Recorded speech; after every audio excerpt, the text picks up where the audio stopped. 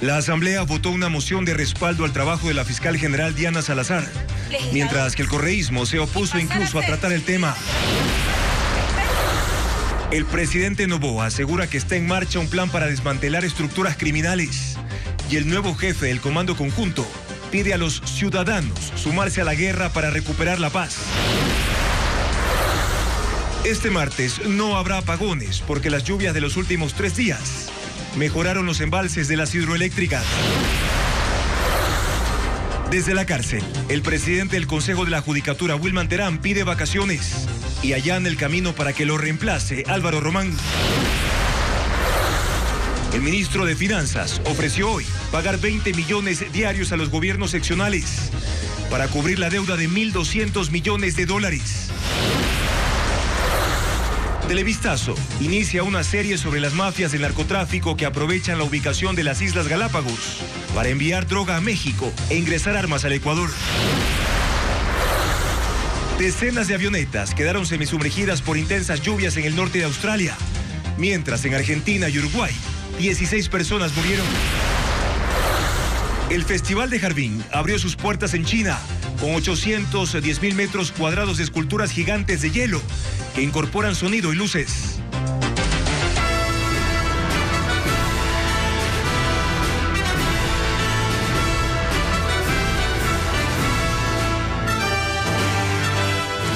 Lunes 18 de diciembre, buenas noches amigos, una nueva semana informativa en Televistazo Estelar. Comenzamos con el seguimiento del caso Metástasis impulsado por la Fiscalía. Bienvenidos.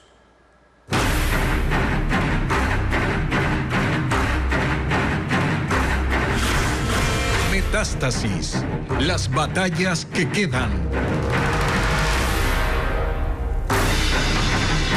La Asamblea Nacional votó esta tarde por una resolución sobre la labor de la Fiscal General del Estado y más funcionarios en el caso Metástasis. Patricio Díaz cubrió la sesión. ¿Qué decidió el Pleno? Patricio, adelante.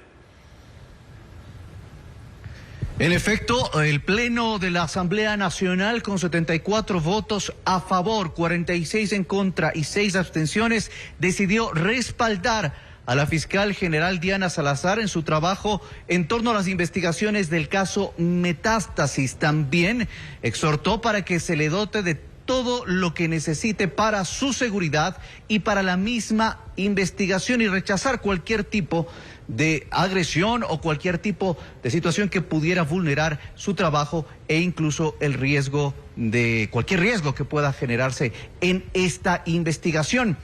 Esto se dio con el respaldo de la mayor parte de los legisladores. Hablamos del Partido Social Cristiano, oficialismo, ADN, y también legisladores independientes y Construye. Recordemos que Construye fue quien propuso esta moción de respaldo a la fiscal. Mientras tanto, el correísmo votó en contra con algunas críticas y también se abstuvo Pachacutic. Así sea incómodo para ciertos grupos políticos y partidistas que hoy están demostrando que no les gusta y se sienten aludidos por el caso Metástasis, que no debería pasar esto en este pleno legislativo donde tiene que primar el respeto a lo actuado. Porque si usted dice, colega legisladora, que hay que aplaudirle, por eso ojalá los anteriores fiscales hubieran tenido, lo que no quiero decir, bien puestos para hacer lo que hoy está haciendo la señora fiscal, porque eso sí hay que decirlo y eso lo reconoce el pueblo ecuatoriano.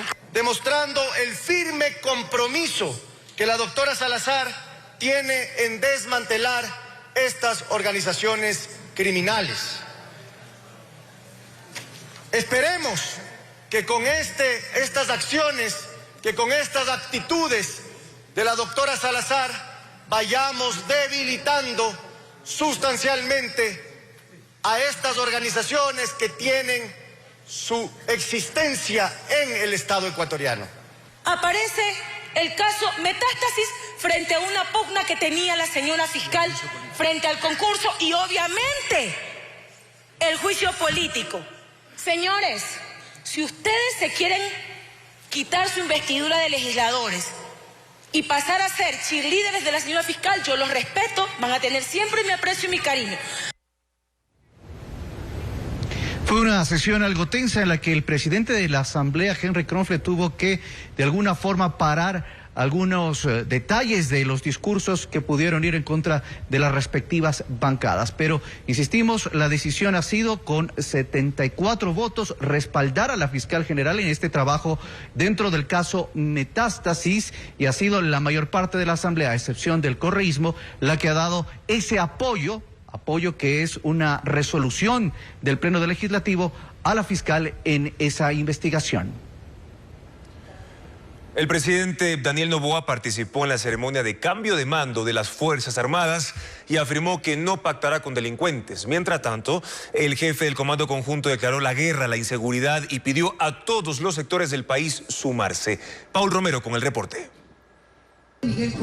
El presidente Daniel Noboa ingresó cerca del mediodía de este lunes a la Escuela Militar Eloy Alfaro de Parcayacu, al norte de Quito, junto al ministro de Defensa Giancarlo Lofredo y la nueva cúpula militar. Fue el principal invitado a la ceremonia de cambio de mando de las Fuerzas Armadas. También asistieron el presidente de la Asamblea, Henry Kronfle, de la Corte Nacional de Justicia, Iván Saquicela, entre otras autoridades y representantes diplomáticos como el embajador de Estados Unidos, Michael Fitzpatrick. El mandatario impuso las insignias de mando al jefe del Comando Conjunto, Jaime Vela, designado el 29 de noviembre, junto a los generales Fernando Adati, Celiano Ceballos y el vicealmirante Miguel Córdoba, nuevos comandantes de cada fuerza. Noboa, en un discurso de 4 minutos, dijo que la prioridad del gobierno es combatir la inseguridad y dejó en claro que no habrá pacto con los responsables de la violencia criminal. Tengan la certeza de que mi gobierno no va a ceder ante ninguna amenaza, ni vamos a pactar con delincuentes. Debemos desmantelar sus estructuras. Su plan de seguridad incluye, según él, capacitación, equipamiento e inteligencia para la fuerza pública. No dio detalles y pidió al mando militar su compromiso para enfrentar a las organizaciones delictivas. Probablemente algunos de ustedes serán tentados y amenazados por estas fuerzas criminales. Es en esos momentos donde deben recordar los principios y valores expresados en este juramento ante la patria de amarla y servirla a toda costa. Confiamos en la alta formación que las Fuerzas Armadas les han brindado durante estos años y estoy seguro que ayudarán a encaminar a la juventud. El discurso del jefe del Comando Conjunto duró 10 minutos. Como el día de su posesión, declaró la guerra a las organizaciones criminales que acechan al Estado de Derecho. Una guerra, según él, insuficiente solo con la participación militar. Todos los ciudadanos de bien en este país debemos hacer la guerra, entendiendo esto desde cada uno de sus espacios. En esta lucha, todos deben ser protagonistas. Pidió vencer el miedo y denunciar los actos de corrupción. Su intervención terminó con una arenga a sus subordinados. Utilicemos toda nuestra fuerza para imponer la voluntad del pueblo por sobre todo adversario que quiera arrebatarnos la paz. Juntos, con recia contextura nacional, lo vamos a conseguir. La nube de tragedia no es eterna. Venceremos. La nueva cúpula militar está 19 días en funciones. Será la encargada de ejecutar el Plan Fénix, del que se conoce muy poco. Escuelas militares y unidades. Álvaro Román asume la presidencia del Consejo de la Judicatura por la ausencia de Wilman Terán, quien tiene prisión preventiva por el caso Metástasis. Sin embargo, él trata de salir de la cárcel mediante un habeas corpus, informa Fabiola Santana. En la tarde de este lunes, Álvaro Román supo que Wilman Terán pidió 16 días de vacaciones. En consecuencia, él asumió la presidencia del Consejo de la Judicatura y convocó para este martes a una sesión extraordinaria para analizar procesos administrativos contra algunos jueces. Terán hizo llegar la solicitud de sus vacaciones a la Judicatura y pidió que sea Román quien lo reemplace. En la mañana, Álvaro Román había pedido al director general David Guzmán y a los 3 vocales que están en funciones que de manera urgente determine si el presidente de la entidad se encuentra ausente y se le informe con el fin de asumir la dirección de la institución. Álvaro Román llega a la cabeza del Consejo de la Judicatura en un momento en que debe decidir el futuro del concurso para designar a 7 jueces de la Corte Nacional de Justicia, que la jueza Patricia Segarra de Quito suspendió. Ella aceptó la acción de protección del Colegio de Abogados de Pichincha hasta que el Consejo se reúna, evalúe evalúe posibles irregularidades y tome una decisión definitiva. Pero Terán busca seguir en el cargo. Este lunes la Corte Nacional de Justicia conoció su recurso de habeas corpus con el que quiere salir de prisión. La causa fue sorteada esta misma tarde y recayó sobre los jueces Fabián Racines, Iván Larco y Patricio Secaira de la Sala de lo Contencioso Administrativo. Ahora se espera que fijen fecha para la audiencia. Mientras tanto, se defiende de los cargos de delincuencia organizada por el caso Metástasis. Si no obtiene el habeas corpus, seguirá en la cárcel 4 y corre el riesgo de perder definitivamente su cargo.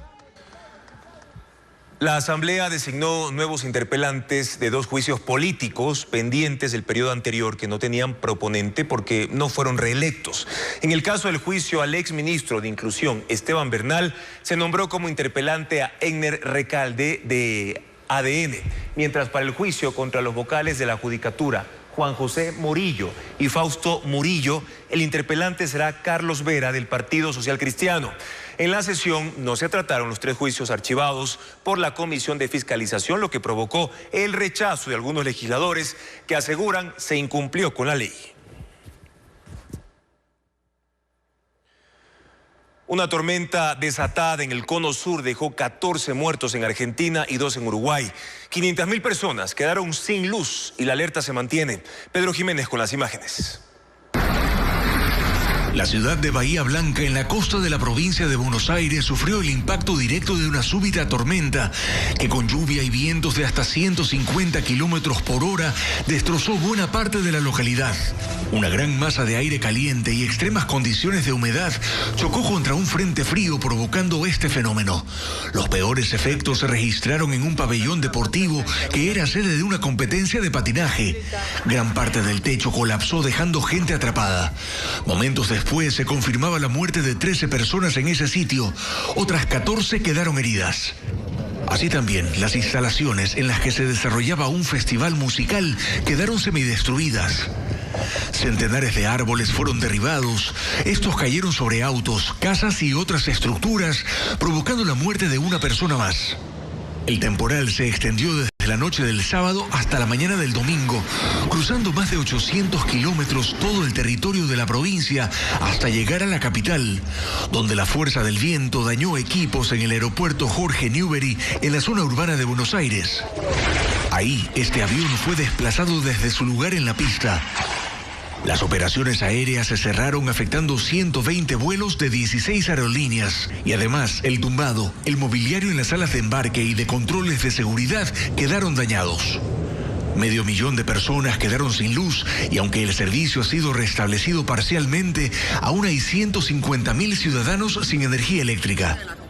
Mientras que en el Uruguay las ráfagas de viento llegaron a casi 170 kilómetros por hora, afectando sobre todo al departamento de Colonia, donde un niño de 8 años y un joven de 20 murieron por la caída de árboles, elevando el total de víctimas fatales a 16 entre los 2 países. Los meteorólogos aseguran que lo peor ya pasó, pero la alerta se mantiene, así como el estado de emergencia declarado para atender a las personas afectadas, recoger escombros e iniciar tareas de reconstrucción. Mientras tanto, en Australia, el mal tiempo tras la tormenta Jasper deja inundaciones por el desbordamiento de ríos y cascadas. La región de Queensland sufre los peores efectos. Veamos. Esta es la cascada Barron en el noreste de Australia. Los ríos que alimentan la caída de agua han elevado sus caudales este fin de semana, pues en 2 días ha llovido tanto como en 2 meses o más. El sitio está ubicado muy cerca de zonas pobladas y en la ciudad de Cairns, por ejemplo, donde viven 160.000 personas, se reportan las peores inundaciones en 50 años. Ahí se practicaron más de 300 rescates de personas atrapadas en sus casas. Este video muestra a una familia mientras el agua entra a su vivienda y se puede ver cómo afuera el nivel está más arriba de la mitad de la puerta. En el aeropuerto, decenas de naves quedaron semisumergidas. Hubo retrasos y cancelaciones durante todo el fin de semana hasta hoy, provocando que centenares de turistas deban permanecer en las terminales hasta la reanudación de las operaciones. En otras áreas, los servicios de emergencia rescataron también a animales silvestres, mientras que en la corriente de un arroyo desbordado en la localidad de Ingham apareció un cocodrilo que fue atrapado por funcionarios de conservación, pues hubo reportes de otros que llegaron incluso a los drenajes de aguas lluvias en la ciudad. Carreteras y vías de tren fueron cerradas, comunidades están aisladas y 14.000 hogares y negocios quedaron sin energía eléctrica hoy, mientras que el pronóstico indica que el mal tiempo se mantendrá durante esta semana. Mañana no habrá cortes de electricidad en el país porque las lluvias de los últimos días permiten aumentar la generación hidroeléctrica. Se monitorea la situación antes de decidir si habrá o no cortes el resto de la semana. Francisco Garcés actualiza el panorama. Este martes no habrá cortes de electricidad en el país. Es la decisión que tomaron las autoridades de energía debido al aumento de agua en las principales hidroeléctricas del Ecuador. Fueron decisiones de última hora. Este lunes en la mañana el Ministerio de Energía había ratificado que los apagones volverían a ser de 3 horas en la sierra y 2 en la costa, e incluso estaban en firme los cortes previstos para la tarde.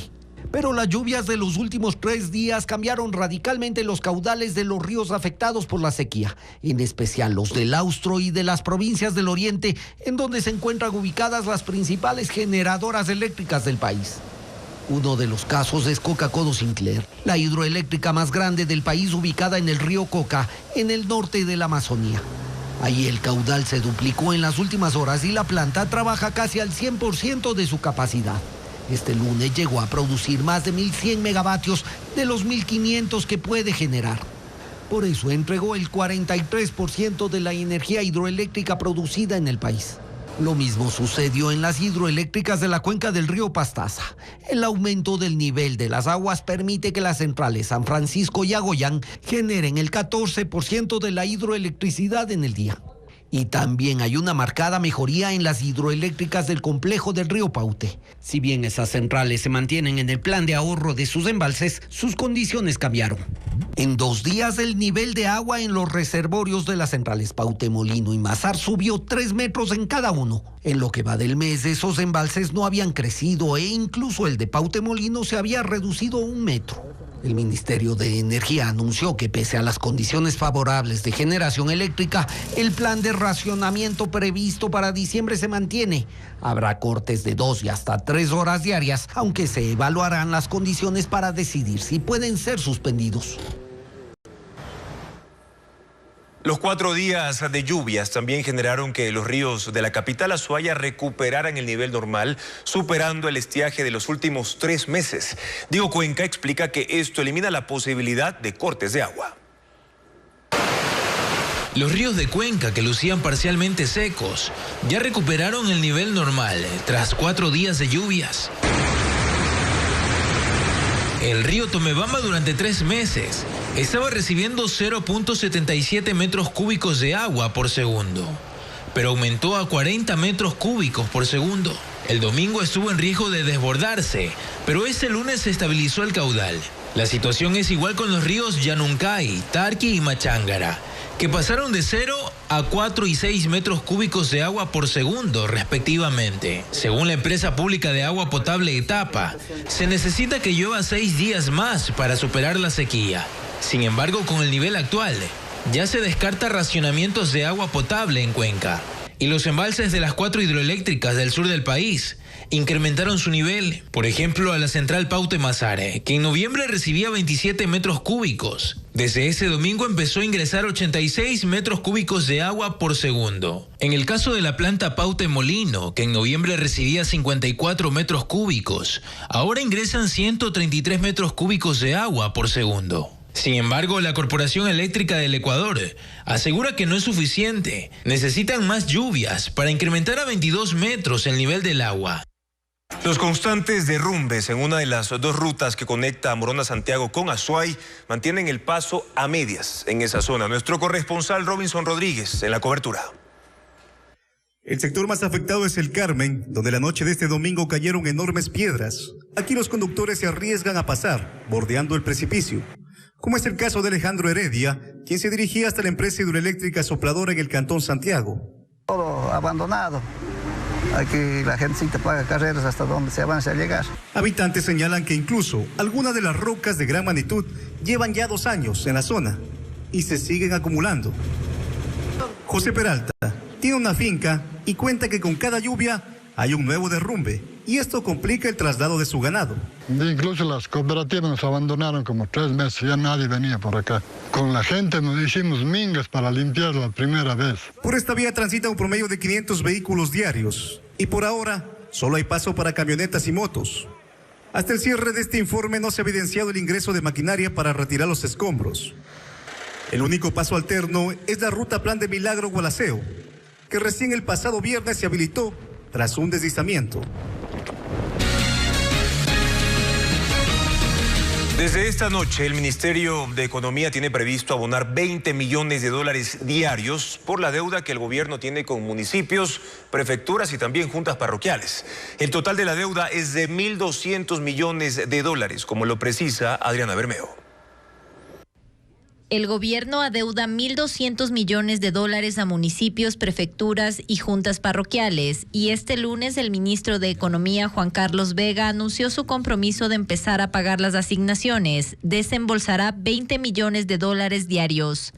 No hay un cronograma ni certeza sobre esos depósitos. Tampoco dijo qué gobiernos recibirán los montos primero. Lo que se conoce es que se priorizarán pagos que registran retraso desde septiembre, los relacionados con seguridad, inundaciones y sueldos a funcionarios. Tienen que entender que esto se limita a medida que vayamos consiguiendo ingresos adicionales para el fisco para poder ir haciendo los pagos. La información la dio el ministro ante la Comisión de Gobiernos Autónomos de la Asamblea Nacional. Ahí explicó que el 21% de los ingresos permanentes que se generen con la propuesta de reforma tributaria, si se aprueba, estarán destinados al pago de la deuda con municipios y prefecturas. Pero el total de la recaudación prevista no supera los 832 millones de dólares. Más temprano, en un conversatorio con medios de comunicación, Vega dijo que se analiza la posibilidad de pagar estas deudas transfiriendo bienes de inmobiliar para que los gobiernos autónomos los utilicen o vendan. Para que ellos les conviertan en liquidez y de esa forma ir cruzando las deudas. Por este tema, el Consorcio de Gobiernos Autónomos Provinciales anunció movilizaciones a Quito, pero se suspendieron porque el presidente Daniel Noboa se reunirá con las autoridades del Congope este martes a partir de las 9 horas en Carondelet. El gobierno venderá parte del oro de las reservas internacionales. La intención no es disminuirlas, sino que el Ministerio de Economía y Finanzas se beneficie de la utilidad que generará esa transacción en medio de una crisis de liquidez que está atravesando el régimen. Informa Lenín Artieda. Las reservas internacionales del Ecuador están constituidas por papeles de inversión, dinero en efectivo y oro físico. Y el gobierno, que atraviesa una crisis de liquidez, analiza todas las opciones que le permitan tener algo de recursos en la caja fiscal. Y una de ellas es la venta del oro. Pero no de todo, solo van a vender una parte. Una operación de este tipo en los actuales momentos se desarrollaría con mucha facilidad, ya que en los mercados internacionales hay alta demanda por el metal. De allí sus precios extraordinarios. Del total de las reservas ecuatorianas, unos 2.200 millones de dólares están respaldados en oro y se quiere vender la mitad, 1.000 millones. Pero la operación tiene sus particularidades, porque una cosa es el valor con el que está registrado el oro y otra distinta, su valor comercial. Entonces, lo que consta como 1.000 millones de dólares en el Banco Central se puede vender en los mercados internacionales por 1.300 millones. Y eso es lo que se quiere hacer. Una vez vendido el oro, se devuelven los 1.000 millones a las reservas del Banco Central y el 70% de la utilidad, es decir, 210 millones, podrán ser utilizados por el Ministerio de Finanzas para cubrir algunas de las tantas obligaciones que tiene. El presidente de la República ya adelantó que esos recursos estarán destinados a cubrir una parte de la deuda que tiene con los gobiernos seccionales. Una pequeña parte de los 1.200 millones de dólares que les adeudaban hasta noviembre. Casi nada. Una fuerte explosión volcánica se registró en Islandia tras 5 semanas de intensa actividad sísmica. La erupción ocurrió cerca de Grindavik durante la noche, luego de varios temblores de intensidad 4. La lava salió con fuerza por una grieta en el suelo y alcanza hasta 100 metros de altura. Grindavik fue evacuada hace un mes, pero hoy las autoridades extendieron la orden a otras poblaciones cercanas. Los migrantes que se refugian en albergues de Nueva York temen ser expulsados en pleno invierno. Para algunos, el tiempo de hospedaje se vence en los próximos días y aún no tienen a dónde ir. Merlis González con los detalles. Nueva York se ilumina con la Navidad. Pero mientras muchos celebran las fiestas, otros temen que sus frías calles se conviertan en su hogar muy pronto. Es la situación de los migrantes hospedados en refugios y hoteles. Una ley obliga a las autoridades de la ciudad a darles un techo, pero solo de manera temporal. A mí me dijeron que este país era diferente, pero no. Dice esta migrante ecuatoriana. Para ella y sus 2 hijos pequeños está por vencer el tiempo máximo que pueden permanecer en un refugio, que es de 60 días. Su hijo mayor ya lo cumplió y ahora duerme a la intemperie. Está durmiendo en el tren, en la calle, con frío. Y sí me duele mucho. Y ya mismo nos toca a nosotros también. Las parejas sin hijos tienen un tiempo más corto, 30 días, mientras que los solteros tienen 15. Las autoridades de Nueva York han dicho que enfrentan una emergencia migratoria. Actualmente dan comida y refugio a 67.500 migrantes, pero con miles más llegando diariamente, dicen que su capacidad de respuesta es insuficiente. Milicianos del grupo Hamas publicaron un video de propaganda en el que aparecen 3 rehenes. Todos son adultos mayores, tienen 78, 80 y 84 años. Aparecen sentados y dan testimonio de las duras condiciones a las que están sometidos. Le piden al gobierno que gestione su liberación sin condiciones para no morir por un ataque de Israel en Gaza. Ocurre 3 días después de que las fuerzas de defensa de Israel admitieron que mataron por error a 3 jóvenes que permanecían cautivos durante una incursión terrestre. El gobierno de Israel ha dicho que la operación militar para derrotar a Hamas se mantendrá hasta cumplir ese objetivo. En Estados Unidos, un conductor chocó contra un auto de la caravana presidencial de Joe Biden en el centro de Wilmington, en Delaware. Ocurrió cuando Biden salía de su sede de campaña y los reporteros intentaban hacerle preguntas. Los agentes de inmediato resguardaron al mandatario dentro de su auto tras escuchar el estruendo. Según los informes, el conductor fue rodeado y detenido, pero cooperó con los agentes del servicio secreto. Un sismo en China dejó 86 fallecidos y múltiples daños. La sacudida tuvo una magnitud de 6.2 y fue a solo 10 kilómetros de profundidad, aumentando su poder destructivo. El epicentro fue en la provincia de Gansu, donde provocó el desplome de varias viviendas, dejando atrapadas a decenas de personas. Los equipos de emergencia trabajan en las zonas afectadas en busca de sobrevivientes. Al menos 50 personas han sido trasladadas a hospitales. En la ciudad de La Coruña, en España, el espíritu navideño se vive con decoraciones y actividades masivas, como el recorrido de 1.500 motociclistas vestidos como Papá Noel a lo largo de un trayecto entre los municipios de Burgo y Riazor, donde culminaron con un evento benéfico de chocolate. Este acto reúne cada año a más fanáticos en el circuito, que en 2023 ha tenido como beneficiaria a la Asociación Española contra el Cáncer. El bono de desarrollo humano en el gobierno de Daniel Noboa no solo incluye la entrega de dinero, también capacitación y acompañamiento del MIES para emprender. Una vez que lo logren, dejarán de recibir ese rubro. Luisa María Heredia informa que la lista de beneficiarios es depurada. El gobierno le hizo cambios al bono de desarrollo humano para que este sea una herramienta transitoria de impulso económico que buscará la vinculación productiva y laboral de las personas que actualmente reciben este bono. La ministra dijo que ya no lo llamarán bono, sino crédito, pues aunque no se cobrará el monto entregado a los beneficiarios, ya no será una dádiva. Según la funcionaria, se convertirá en el impulso para que salgan de la pobreza. Una meta con tiempo determinado. Para lograrla, el MIES primero brindará capacitación y luego acompañamiento a quienes reciben el bono. Su desarrollo productivo será medido para determinar el momento en el que el beneficio deje de ser necesario. La mayoría de las personas que reciben el bono, este crédito del desarrollo humano, son mujeres cabezas de hogar que con ese apoyo económico se convierten en emprendedoras. 31 mujeres se convirtieron en beneficiarias el sábado, pero bajo este nuevo esquema son emprendedoras. Con el dinero y los conocimientos deben hacer crecer su negocio. El bono de desarrollo humano lo reciben en total 942.241 ciudadanos, para lo que en el 2023 se han destinado $747.596.038. El gobierno trabaja también en la actualización y depuración del registro social para que quienes hayan logrado mejorar su condición económica dejen de recibirlo. La intención es sincerar las cifras, una tarea que se está haciendo en territorio.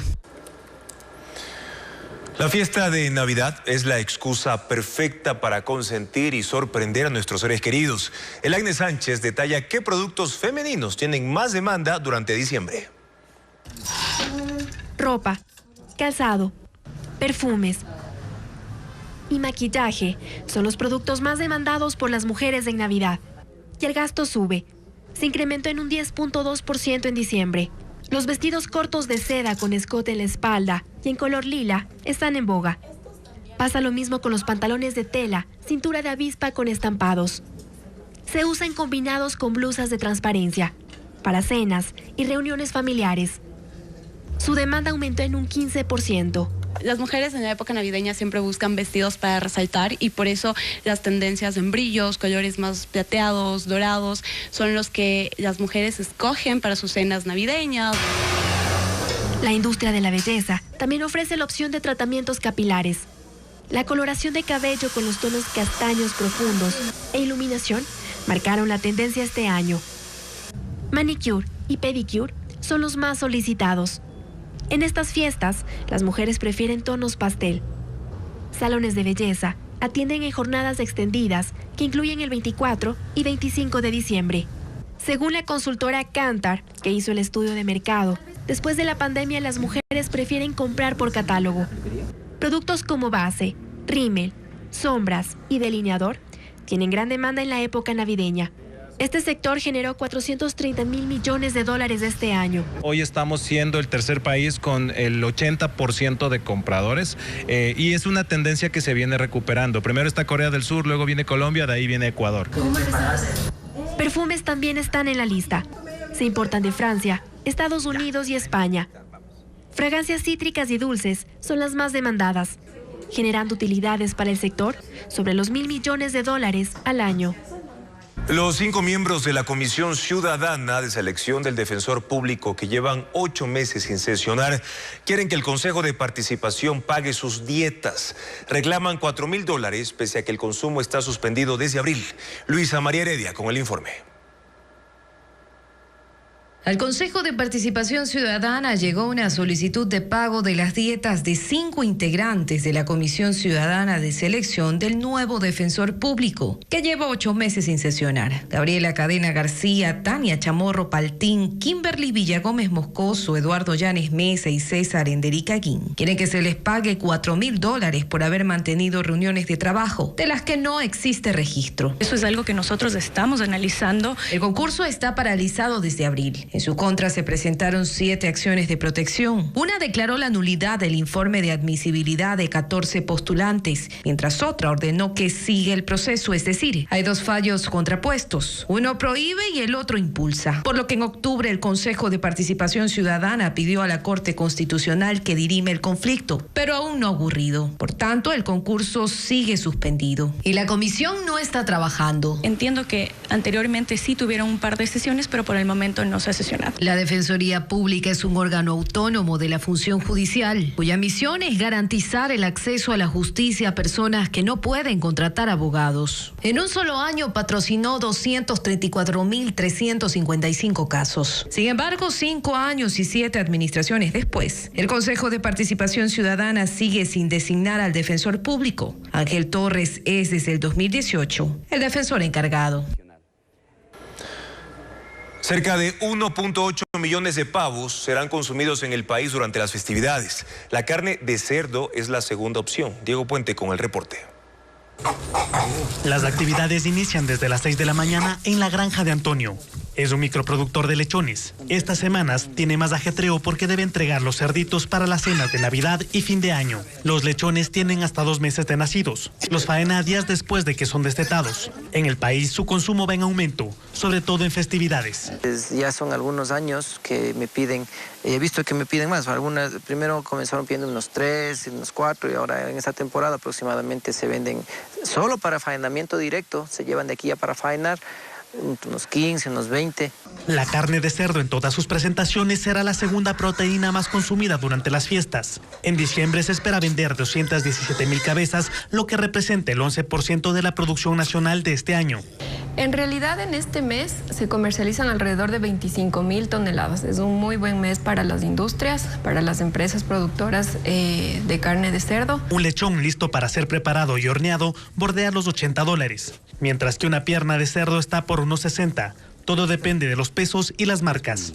Las aves entre pollos y pavos serán las más vendidas durante este mes. En diciembre se consume el 80% de la producción que generan las granjas dedicadas a la cría de pavos en el año. Se estima y está un poco calculada la producción que al cierre 2023 hay 2.1 millones de pavos. Estos pavos son faenados y en base al peso promedio que son sacados para el consumo, más o menos habrá una producción de 18.600 toneladas para el 2023. En las tiendas de cárnicos se evidencia el aumento del interés por esta carne. Pavo entero es de mayor demanda, obviamente, pero también tenemos un producto que es demandado, que es el pavo marinado andino. El costo por un kilo de pavo bordea los $4.50.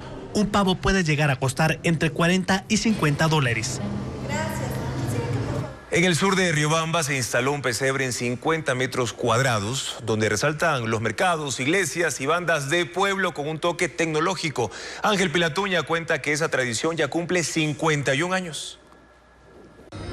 2.500 piezas entre imágenes religiosas, casas de madera, ferias populares como los Hornados de la Merced, las iglesias, bandas de pueblo, dan forma al pesebre más grande de Riobamba, ubicado en el barrio La Dolorosa, en el sur. Luis Moreno, dirigente del Club Cuba, indicó que es un trabajo comunitario que han realizado 4 meses antes. También se implementó tecnología para el nacimiento, como una rueda moscovita, el tren de la nariz del diablo, un carrusel, la plaza de toros y hasta el volcán Tungurahua emanando humo. Para que de alguna manera dé un aspecto más realista a lo que es el pesebre, ¿no? El pesebre, ubicado en la calle Cuba y Primera Constituyente, tiene un diámetro de 50 metros y se ha convertido en un atractivo turístico para quienes visitan este barrio. Les atrae tanto la vistosidad y asimismo entiendo que demostrar la unidad de todo el barrio. Hasta el 23 de diciembre se realizarán las novenas, donde participan más de 200 personas, y el nacimiento estará instalado hasta el 6 de enero, donde se hará el pase del niño.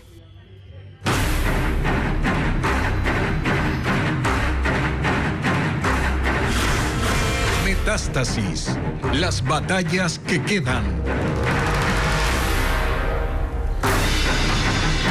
Más sorpresas en el caso Metástasis. La Fiscalía hizo públicos 10 chats que demuestran la vinculación no solo de jueces, fiscales, policías y agentes penitenciarios, también con un periodista.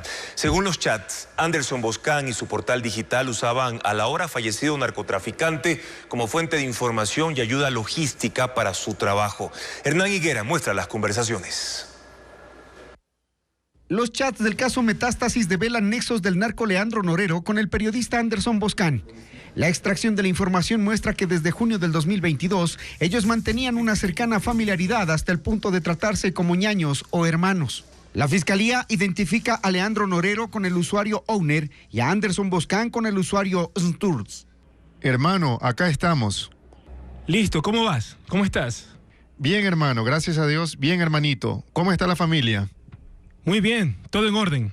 Las conversaciones evidencian que el portal digital de Boscan hacía publicaciones en redes sociales por las que Norero le quedaba muy agradecido. Hermanito, te agradezco. Veo que no me has dado mucho palo. Nada que agradecer, hermano. Boscan llegó a compartir en varias ocasiones los links de sus publicaciones y Norero escribía: belleza, mi hermano. Y cuando al patrón no le gustaba lo que el medio digital publicaba, el patrón se quejaba y Boscan, según los chats, reaccionaba así contra sus periodistas. Según se devela en otra parte de las conversaciones, Anderson Boscan sabía hasta de los planes de fuga que tenía Norero y de las acciones judiciales que hacían sus abogados. El periodista llega incluso a expresarle su preocupación por su seguridad en la cárcel.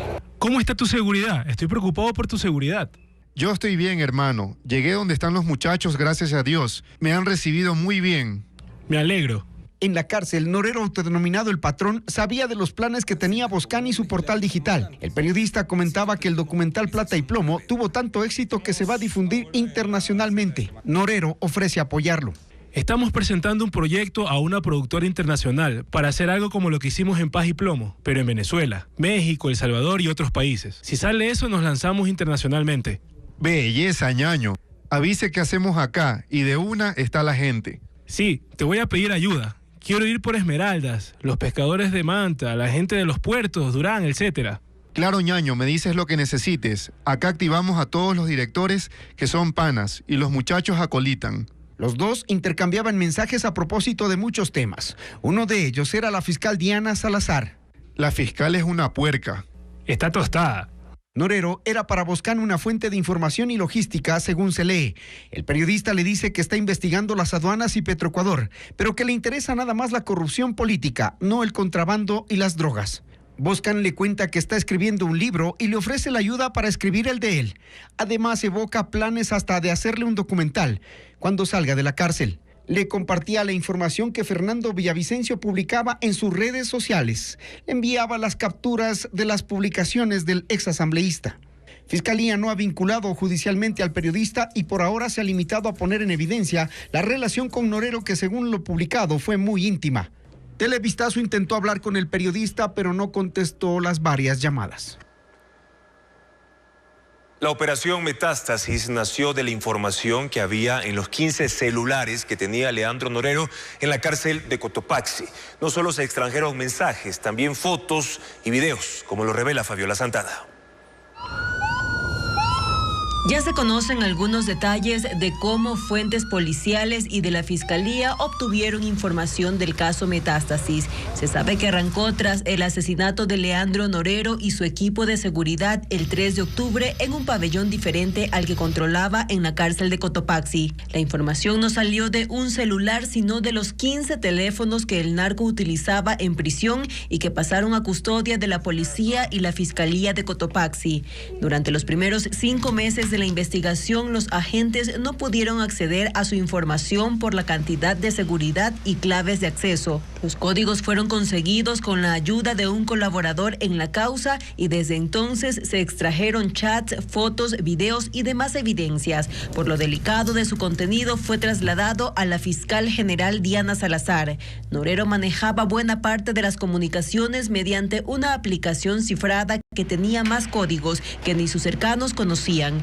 La clave fue obtenida meses después de uno de los videos que grababa Norero desde prisión a su red de trabajadoras sexuales con las que hacía videollamadas. En una parte se observó la clave ingresada. A los remitentes de los chats en esa aplicación se los identifica con alias y no con números de teléfono. Desde entonces, el volumen de información fue extraído por la Fiscalía General. Esta incluía conversaciones para ejecutar sicariatos, contratación de reconocidas modelos a las que pagaba $3,000 por servicios sexuales. La información revelada por Diana Salazar es apenas una tercera parte de lo que hay en los celulares. Por ello, la fiscal anunció más investigaciones derivadas del primer caso Metástasis.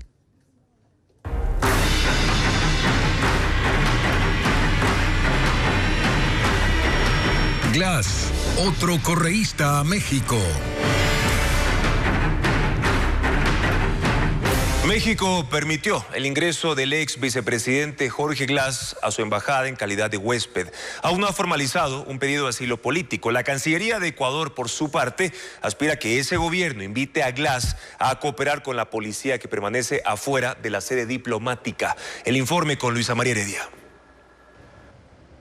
México acogió a Jorge Glass en su sede diplomática en Quito. En un comunicado, el gobierno deja claro que es su huésped. Cuenta que el ex vicepresidente acudió a la embajada para solicitar su ingreso y salvaguarda, expresando temor por su seguridad y libertad personal. Esto activó los protocolos de la Secretaría de Relaciones Exteriores de ese país, que ya fueron aplicados antes a favor de otros 7 militantes de la Revolución Ciudadana, que luego consiguieron asilo político. De formalizar Glass una solicitud, el gobierno de México adelantó que la analizará detenidamente y recabará la información necesaria para proceder como corresponda, de conformidad con los tratados internacionales pertinentes. Puso al tanto a la Cancillería de Ecuador de la intención y le manifestó su disposición de mantener el diálogo y la colaboración con las autoridades. Esto en respuesta a los tweets que publicó el Ministerio de Relaciones Exteriores de Ecuador, exhortando a las autoridades mexicanas a que inviten al señor Glass a cooperar con la policía, ya que horas antes la Fiscalía había dispuesto su ubicación, localización, inmovilización y traslado a la unidad de fuero de corte para diligencias en el marco de una investigación previa por peculado. Así consta en un oficio dirigido por la fiscal general Diana Salazar al comandante de la policía César Zapata. Fuera de la sede diplomática de México en la capital, desde el domingo hay presencia policial. Los agentes están en los alrededores de las 2 puertas de acceso a la embajada. A la espera, actuarán en caso de que Jorge Glass salga y deje de evadir a la fiscalía. Y Jorge Glass ha sido vinculado penalmente a 3 casos. Sobre él pesaron 3 sentencias ejecutoriadas por cumplir, pero logró su libertad. Repasemos sus antecedentes con María Cecilia Largacha. Los problemas legales de Jorge Glass comenzaron cuando terminó la presidencia de Rafael Correa. Glass, quien fue vicepresidente de Correa, también hizo binomio con Lenín Moreno y juntos llegaron a Carondelet en mayo del 2017, pero a los 3 meses ya se habían distanciado. Moreno le quitó todas las funciones y la Asamblea autorizó retirarle la inmunidad para que pudiera ser investigado oficialmente en un caso que hablaba de sobreprecios en grandes obras, de una empresa transnacional que pagaba sobornos a funcionarios en altos puestos para conseguir contratos y de perjuicios millonarios al Estado ecuatoriano. El caso Odebrecht fue el primer proceso penal en el que la justicia involucró a Glass. Había audios en los que se escuchaba al excontralor Polit y a directivos de la empresa Odebrecht, en los que mencionaban al todavía vicepresidente. Luego esas conversaciones fueron repetidas en testimonios oficiales dentro del juicio. Se dictaron órdenes de prisión contra Glass, contra su tío Ricardo Rivera y contra varias personas más. Por este caso fue sentenciado a 6 años en la cárcel. Y faltaban más. Vino después el caso que al principio se conoció como Arroz Verde y al que ahora se llama el caso Sobornos. Una nueva trama de corrupción en la que, según las investigaciones, varios dirigentes de Alianza País desviaron aportes que empresas privadas y personas naturales entregaban al movimiento político. Esta vez los delitos fueron asociación ilícita, cohecho y tráfico de influencias.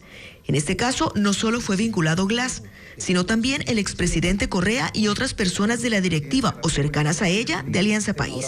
En este caso Sobornos, la justicia sentenció a Glass a 8 años y así sumó una segunda sentencia y faltaba un tercer proceso, el caso Singue, que hablaba de irregularidades en la adjudicación de un contrato del Pozo Singue en la Amazonía. En ese contrato se contemplaba un barril de petróleo a un precio inferior al real y se estableció que había un perjuicio millonario para el Estado. Sobre Glass cayó una tercera sentencia, también de 8 años de cárcel. ¿Que cómo consiguió entonces su libertad? En realidad hubo 2 intentos, el primero no prosperó. Era abril del año pasado cuando un juez multicompetente de Manglar Alto, en la provincia de Santa Elena, aceptó un recurso de habeas corpus y Glass salió de la cárcel, aunque duró poco. La Corte de Justicia también de Santa Elena revocó ese recurso y Glass volvió a prisión. 6 meses después, en noviembre del 2022, un juez de Santo Domingo de los Áchilas giró otra boleta de excarcelación, esta vez por el delicado estado de salud del exvicepresidente. Glass estaba libre, había estado en la cárcel por 5 años y aún le faltaban 3 que no cumplió. Galápagos es parte de la ruta usada por cárteles para traficar cocaína, armas y combustible también. Melin Ochoa informa que las mafias eligen ese trayecto porque solo hay control de un país y no de 7. Galápagos es una de las regiones más importantes de Ecuador en biodiversidad y turismo, pero también es clave para las mafias que envían droga a gran escala. Por su ubicación geográfica, a 1000 kilómetros del continente, las 13 islas del archipiélago se han convertido en el corazón del narcotráfico marítimo por el Océano Pacífico, según la Armada. A inicios de este año, la ruta norte que sale desde la costa de Ecuador hacia Colombia, donde hay militares de Estados Unidos y bordea el continente en 4 días, era la más usada, pero los controles de las autoridades de Panamá, Costa Rica, Nicaragua, El Salvador, Guatemala y México hicieron que las mafias cambien el trayecto. Por el área de Colombia, yendo directo hacia Centroamérica, son espacios cortos por donde se puede hacer un monitoreo un poco más fácil con los aviones de exploración aeromarítima que hay en el sector. Este militar que oculta su rostro por seguridad se refiere a la nueva ruta que sale desde Esmeraldas, Manabí o Santa Elena hacia las islas. Los narcos en lanchas rápidas con 3 motores navegan 2 días hasta llegar a 360 kilómetros de la San Cristóbal. En diferentes puntos se abastecen de combustible con otros botes que esperan en alta mar y luego siguen 3 días más hasta llegar frente a las costas de México, donde entregan el alcaloide a cárteles de ese país. Porque aviones que salen desde Centroamérica o desde aquí del continente se les hace mucho más difícil llegar a esas áreas mucho más lejanas. La ruta intensificó el trabajo de la Armada del Ecuador. Ecuavis ingresó al centro de operaciones, una zona restringida donde recibe la información regional de lanchas sospechosas. Con 4 sistemas se controlan las lanchas y buques que navegan alrededor de 335,000 kilómetros cuadrados que tiene la zona económica exclusiva de Galápagos, área que también es usada por las mafias, pues se camuflan entre actividades legales de las más de 800 embarcaciones mercantes de pesca y turismo. Ahora que hemos encontrado tráfico de armas, en el cual también se ha visto la nueva modalidad que es el intercambio de estas armas en el mar. Por este mismo corredor sur, traen desde México armas y dinero para pagar a las organizaciones criminales locales, que son las que reclutan a los pescadores y pagan el combustible. Y mañana les mostraremos cómo se ejecutan los operativos en alta mar contra el tráfico de drogas. En Sucumbíos, militares destruyeron un laboratorio para elaborar cocaína. Ese campamento también servía para el descanso de los guerrilleros. Los militares detectaron una vivienda en el sector Brisas del Putumayo, en Sucumbíos, que era utilizada como área de descanso por grupos armados irregulares. Pero también descubrieron un camino que conducía a la parte posterior del inmueble, donde funcionaba un narcolaboratorio. Era un espacio de 600 metros cuadrados, con 10 estructuras que formaban un campamento, donde tenían 2 piscinas de 5 por 3 metros, que estaban llenas de combustible. Aparte almacenaban 2.000 galones de combustible y 10.000 galones más de acetona y otros precursores químicos. Los uniformados destruyeron toda la infraestructura, pero no hubo detenidos. 3 personas fueron asesinadas en sembríos de caña de azúcar en el cantón Marcelino Maridueña, en Guayas. Aunque no tienen antecedentes, la policía los vinculó al microtráfico. A las 7 de la mañana de este lunes, trabajadores de un ingenio azucarero hallaron 3 cadáveres con heridas de bala en Marcelino Maridueña, provincia del Guayas. La policía llegó al sitio de difícil acceso, donde no hay energía eléctrica ni cámaras, solo sembríos. Por ello se desconoce cómo llegaron las víctimas y cuántos ejecutaron el crimen. Los moradores prefieren no hablar. Los uniformados hicieron el levantamiento de los cuerpos y recogieron casquillos de bala. Se trata de 2 hermanas, lamentablemente 2 hermanas y un aparentemente novio de una de ellas. Se presume que fueron victimados en el lugar. Los fallecidos eran 2 mujeres y un hombre de 18, 24 y 28 años de la parroquia Roberto Astudillo del Cantón Milagro. Según Según la policía, se descartó que el crimen tenga relación con el ingenio. La última vez que los vieron con vida fue a las 8 de la noche del domingo. Las primeras investigaciones revelan que no tenían antecedentes penales. El familiar de uno de los fallecidos ya había sido víctima de la guerra entre bandas. Según la policía, los Águilas y los Lobos se disputan el control en Marcelino Maridueña, Naranjito y Milagro para vender droga. Los buses de la vía Machala-Guayaquil son blanco de delincuentes en los límites de El Oro, Azuay y Guayas. De cada 500 transportistas, al menos 15 son atacados, según cifras del gremio. Informa Fabricio Lapo. Delincuentes en motos amenazan a conductores de buses de transporte interprovincial con disparar, obligándolos a detenerse para robarles a los pasajeros en el tramo Río Bonito-San Carlos, en la vía Machala-Guayaquil, donde a diario circulan 12.500 vehículos. Los choferes dicen que los asaltos se dan a cualquier hora del día desde hace 6 meses. Pero más es en el trayecto de Xumiral, de San Antonio, ese trayecto que están oscuras. Que la policía sabe de esto, esto no es que 1 o 2 veces, eso es casi a diario, hasta en el día. Según datos de las cooperativas de transporte público, por esta vía que conecta a las provincias de El Oro, Loja, Azuay y el norte de Perú, pasan 500 buses a diario, que corren el riesgo de ser interceptados por bandas delincuenciales que se aprovechan del tráfico y de los trabajos en el sector. El gerente de Rutas Orenses, Luis Romero, indica que el lunes un bus se negó a parar y los maleantes dispararon en 8 ocasiones. A diario serán asaltados unos 10-15 buses. Inclusive las busetas están ya siendo interceptadas por el sector turístico. Presencia policial y militar nula. El sector desde San Carlos hasta Tenguel y la Ponce Enríquez. Casualmente esta semana fue asaltada la cooperativa Baños en pleno centro del cantón. Por ahora, la policía indica que 2 patrulleros resguardan la zona y que algunas víctimas no denuncian estos robos. Según inteligencia militar, en esa zona donde se conectan 3 provincias, opera la organización Los Lobos. Una persona de la tercera edad murió tras el colapso de un muro en su vivienda debido a una intensa lluvia que golpeó la tarde de este lunes en Tulcán, provincia del Carchi. 20 sectores del centro y sur están afectados por las inundaciones. El COE cantonal analiza las afectaciones y una posible declaratoria de emergencia en ese territorio. La vigilancia se mantiene tras confirmarse el primer caso de la variante Pirola de COVID-19 en Quito. ¿Cuáles son los síntomas? Vanessa Robles los precisa en el siguiente informe. Pirola, la nueva variante del COVID-19 ya está en el país y fue identificada en una paciente de Quito. La confirmación del Ministerio de Salud se da tras el análisis con apoyo del Instituto Nacional de Investigación en Salud Pública.